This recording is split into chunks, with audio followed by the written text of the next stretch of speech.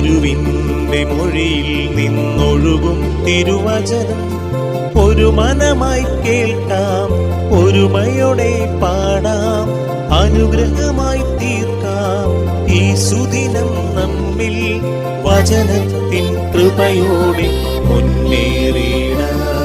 വിശുദ്ധ യോഹന്നാൻ അറിയിച്ച സുവിശേഷം 12-ാം അധ്യായം 24-ാം തിരുവചനം.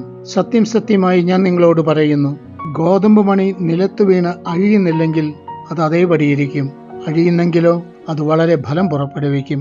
കാരുണ്യവാനും സ്നേഹനിധിയുമായി ഞങ്ങളുടെ നല്ല തമ്പുരാനെ, അങ്ങ് അരുളി ചെയ്തിരിക്കുന്ന ഈ വാക്കുകൾ ശിരസാ വഹിച്ചുകൊണ്ട് ഞങ്ങളുടെ ദൈനംദിന ജീവിതത്തിൽ ഞങ്ങളുടെ കുടുംബങ്ങൾക്കും സമൂഹത്തിനും വേണ്ടി സ്വയം വ്യയം ചെയ്യുന്നവരായി തീരുവാനും, അങ്ങനെ അലിഞ്ഞു ചേരുവാനും ധാരാളം ഫലം പുറപ്പെടുവിക്കുവാനും അങ്ങ് ഞങ്ങൾക്ക് കൃപ നൽകി അനുഗ്രഹിക്കണമേ. നമ്മുടെ കർത്താവ് ഈശോ മിശിഹായുടെ കൃപയും പിതാവായ ദൈവത്തിന്റെ സ്നേഹവും പരിശുദ്ധാത്മാവിന്റെ സഹവാസവും പരിശുദ്ധ അമ്മയുടെയും നീതിമാനായ മാർ യോസേപ്പിന്റെ മാധ്യസ്ഥവും സകല മാലാഖമാരുടെയും സകല വിശുദ്ധരുടെയും സംരക്ഷണവും നൽകി സർവശക്തനായ ദൈവം നിങ്ങളെ ആശീർവദിച്ച് അനുഗ്രഹിക്കട്ടെ, ഇപ്പോഴും എപ്പോഴും എന്നേക്കും.